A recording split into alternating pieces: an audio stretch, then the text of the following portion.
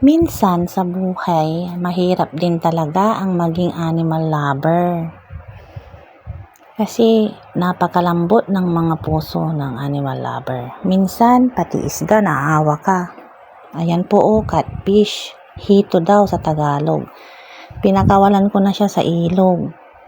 Binigay siya ng kapatid ko, pasalubong niya. Ang taba-taba po niyan. Ilang araw pa sa bahay bago ko napagdesisyonang ibalik sa tubig. Kaya naghanap kami ng ilog kasama ng kapatid ko. Naawa din kasi ako. May buhay din sila. Mahirap din talaga ang maging animal lover, mga friendship, pati mga isda. Naawa ka na rin. Noon nga hindi ako noon may manok, mga manok binibili ko sa kapitbahay. Yung mga kakatayin na para lang alagaan ko sila kasi gusto ko pa silang mabuhay. Kaya hanggang ngayon di ako kumakain ng manok. Naawa kasi ako. Pati isda na rin ata hindi na ako kakain. Sana huwag nyo namang pagtawanan yung mga nagmamahal sa hayop. Hindi naman nila kasalanan kung bakit ganito silang pinanganak. Mahirap din naman minsan, tulad ng may mga makikita kang maliliit na kuting sa daan, kahit hindi mo naman pwedeng kunin dahil nga wala kang bahay, nagtatrabaho ka lang ganun, iuuwi mo pa rin kahit mapagalitan ka na sa iyong bossing. Kung nga napakarami ko ng ampon na mga kuting, mga pusa, lumaki na, dapat huwag nating pagtawanan yung mga animal lover, mga friendship. Maraming salamat sa mga mapagmahal sa hayop.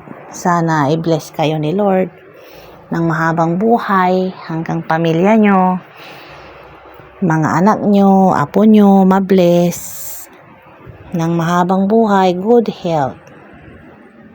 Ayan, dyan na napakawalan si Hito. May balbas siya kasi, kaya naawa ko, para siyang pusa. Kaya siguro tinawag siyang catfish in English.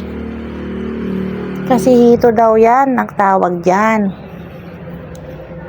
O ayan na naman yung mga magtatawanan na naman ako kasi pinakawalan ko na naman ang uulamin. Sa totoo lang wala nga kaming ulam. Mas pinili ko na lang na wag nang mag-ulam, magdildil na ng asin para lang mailigtas ko si Hito. Di ko rin naman kasi kayang kainin yan. Naawa talaga ako. Ito pa yung video niya nung nasa bahay pa. Mga ilang araw pa siya dito. Ayan ang kinis-kinis niya, ang dulas-dulas, ang sarap-sarap hawakan. Malaki po ito sa personal, mataba siya. Kawawa naman kung kakainin, kung iihawin, ipriprito, or kaya isigang. Ipangsigang daw. Yan na yung mga pusa dito sa bahay, mga rescued cats ko. Binabantay nila si Hito. Naaamoy nila, inaamoy-amoy nila. Gustong-gusto nilang kagatin. Kala nila, pagkain nila na dinala ko. Binabantayan talaga nila, mga friendship. Nakakatuwa ng mga pusang to. Kala mo naman ipapakain mo sa kanila, kala nila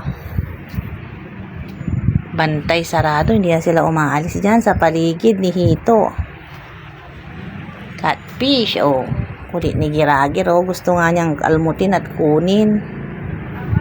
Hindi siya makatiis. Sabi ko, lumayo kayo, baka masugatan nyo, mamatay siya.